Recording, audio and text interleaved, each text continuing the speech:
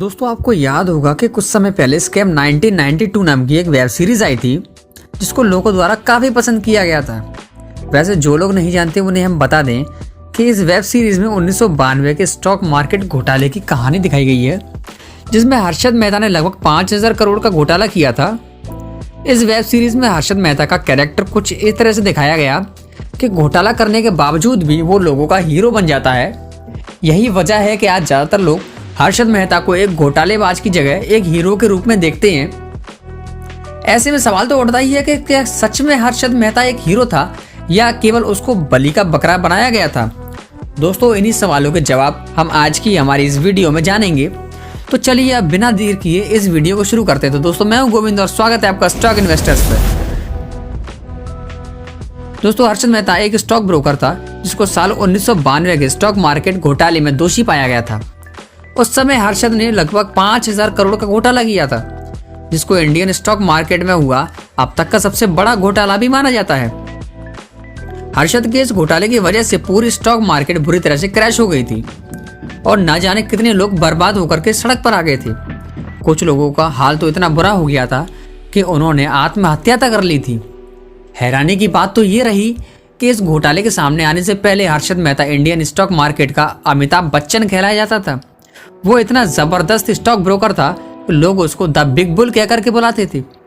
इसके बारे में कहा जाता था कि हर्षद मेहता जिस स्टॉक पर हाथ रख दे उस स्टॉक का प्राइस आसमान छू जाता था। उस समय लोगों के लिए हर्षद मेहता किसी जादूगर से कम नहीं था। लेकिन दोस्तों लोगों पर हर्षद का ये जादू ज्यादा लंबे समय तक नहीं चल पाया, क्योंकि दुनिया के सामने उसके घोटालों का पर्दाफाश हो गया। अब लोगों को हर्षद के घोटालों के बारे में कैसे पता चला, ये जानने से पहले चलिए हर्षद के बारे में थोड़ा जानते हैं। दोस्तों हर्षद मेहता का जन्म 29 जुलाई सन 1954 को गुजरात के पनेली मोती में हुआ था। हर्षद के पिता अपना खुद का एक छोटा सा कपड़े का व्यापार करते थे, लेकिन व्यापार अच्छा ना चल पाने के कारण उनके घर के हालात ज्यादा अच्छे नहीं थे। घर के इन्हीं हालातों की वजह से हर्षद को स्टॉक मार्केट में आने से पहले लगभग 8 साल तक कई अलग अलग छोटी मोटी नौकरियां भी करनी पड़ी थी। वैसे हर्षद भले ही नौकरी कर रहा था, लेकिन उसके दिमाग में हमेशा कुछ ना कुछ बड़ा करने की ख्वाहिश रहती थी। आखिरकार साल 1981 में हर्षद ने अपनी पुरानी नौकरी छोड़ करके एक ब्रोकरेज फर्म ज्वाइन कर ली और यहीं से उसकी द बिग बुल बनने का सफर शुरू हुआ। हर्षद को स्टॉक मार्केट में बहुत पहले से दिलचस्पी थी और वो बहुत लंबे समय से इस बिजनेस में घुसना चाहता था। इसके अलावा दोस्तों उसका दिमाग भी बहुत तेज था, इसलिए उसने स्टॉक मार्केट के सभी बारीकियों को बहुत जल्दी समझ लिया था। सब कुछ समझ लेने के बाद सन 1984 में उसने अपने भाई के साथ मिल करके grow more research and management नाम की एक कंसल्टेंसी कंपनी स्टार्ट कर दी। और ये हर्षद का जादू ही था कि सिर्फ 6 साल के अंदर ही ये कंपनी स्टॉक मार्केट की सबसे बड़ी कंपनी बन गई। अब आप सोच रहे होंगे कि इतनी कम समय में यह कंपनी आखिर इतनी बड़ी कंपनी कैसे बन गई। असल में दोस्तों अपने घोटालों की मदद से ही हर्षद ने इस कंपनी को टॉप पर पहुंचा लिया था। चलिए अब हम आपको बताते हैं कि हर्षद ने अपने इन घोटालों को किस तरह से अंजाम दिया। असल में दोस्तों हर्षद ने स्टॉक मार्केट से मुनाफा कमाने के लिए उसको बहुत बड़े स्केल पर मैनिपुलेट करना स्टार्ट कर दिया था। यानी वो जिस भी स्टॉक में अपना पैसा लगाता था, काफी कम समय में वो अपनी मैनिपुलेशन से उस स्टॉक के प्राइस को बहुत ज्यादा बढ़ा देता था। एक उदाहरण के तौर पर अगर हम आपको बताएं तो साल 1991 में एसीसी कंपनी के शेयर की कीमत 200 रुपए हुआ करती थी, लेकिन हर्षद ने इस स्टॉक के प्राइस को इतना मैनिपुलेट कर दिया कि सिर्फ 3 महीने के अंदर ही एसीसी के एक शेयर का प्राइस 200 से सीधे 9000 रुपए तक पहुंच गया। तो आप खुद ही इस बात का अंदाजा लगा सकते हैं कि जिन लोगों ने इस स्टॉक को 200 रुपए पर खरीदा होगा उन्हें इसका प्राइस 9000 होने पर कितना मुनाफा हुआ होगा। और ये सिर्फ और सिर्फ हर्षद मेहता के स्टॉक प्राइस मैनिपुलेट करने का ही नतीजा था। अब दोस्तों आपके दिमाग में ये ख्याल आ रहा होगा कि हर्षद स्टॉक के प्राइस को मैनिपुलेट कर रहा था तो ये घोटाला कैसे हो गया। इसके लिए दोस्तों ये जानना जरूरी है कि वो इस मैनिपुलेशन को किस तरह से अंजाम दे रहा था। दोस्तों अब शायद आप ये ना जानते हो कि स्टॉक मार्केट में जो स्टॉक जितना ज्यादा बिकता है उसका प्राइस उतना ही ऊपर जाता है। हर्षद मेहता भी किसी कंपनी के स्टॉक प्राइस को बढ़ाने के लिए उसके स्टॉक्स को बहुत बड़े पैमाने पर खुद ही खरीदना शुरू कर देता था। वो एक ही स्टॉक पर करोड़ों रुपए इन्वेस्ट कर देता था, जिसके कारण उस स्टॉक का प्राइस काफी तेजी से बढ़ने लगता था। प्राइस बढ़ता हुआ देख दूसरे लोग भी उस स्टॉक को खरीदना शुरू कर देते थे। और इससे उस स्टॉक का प्राइस आसमान छूने लग जाता था। और जब स्टॉक का प्राइस टॉप पर पहुंच जाता तो हर्षद अपने हिस्से के स्टॉक्स को बेच करके उससे बहुत मोटा मुनाफा कमा लेता था।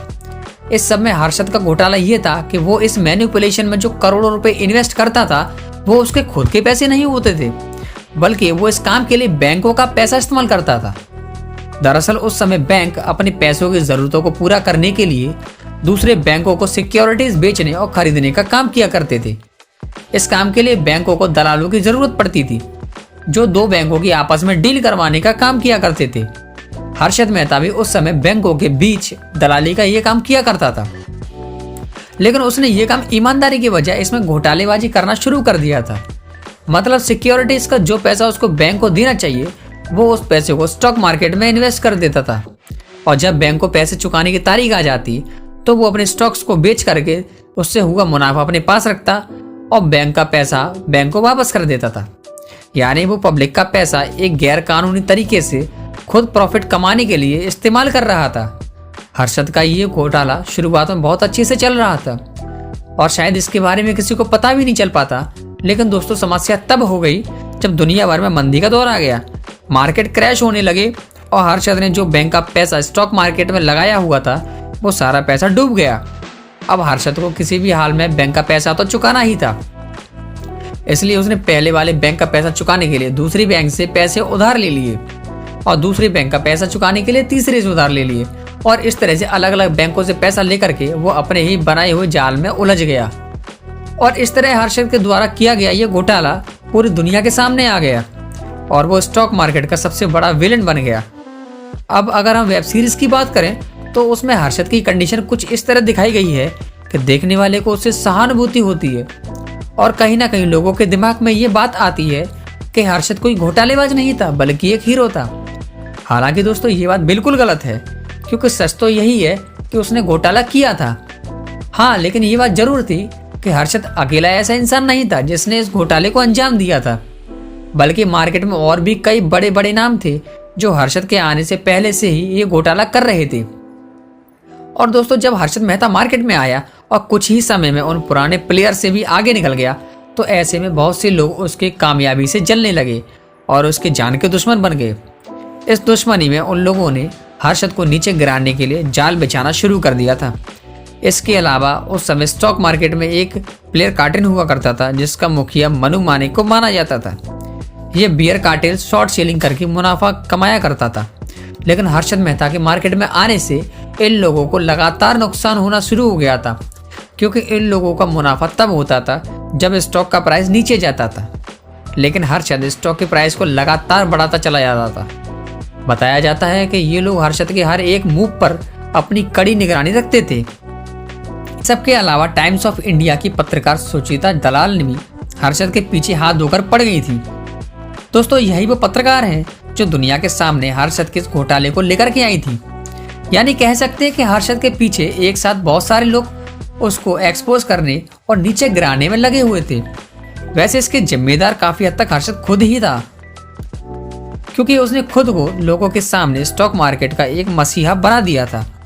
अब जाहिर सी बात है कि अगर कोई इंसान हीरो बनेगा तो उसके लाइफ में विलेन भी जरूर आएंगे, और हर्षद के लाइफ में ऐसे बहुत सारे लोग आए जिन्होंने उसको बर्बाद करने के लिए एड़ी चोटी का जोर लगा दिया। दोस्तों अंत में यही कहा जा सकता है कि हर्षद ने तो घोटाला किया था और इसमें कोई दो राय नहीं है, लेकिन दोस्तों वो अकेला ऐसा इंसान नहीं था जिसने इस तरह का घोटाला किया होगा। इस तरह के और भी लोग थे जो ना जाने ये घोटाला किस समय से कर रहे थे, लेकिन उन सभी ने सिर्फ हर्षद को ही घोटालेबाज माने गया, क्योंकि दोस्तों उसका घोटाला दुनिया के सामने आ गया था। बाकी दोस्तों आप क्या सोचते हो, हर्षद मेहता एक घोटालेबाज था या फिर एक हीरो? हमें कमेंट करके जरूर बता देना। तो दोस्तों मिलते हैं अगली वीडियो में, तब तक के लिए टेक केयर, गुड बाय।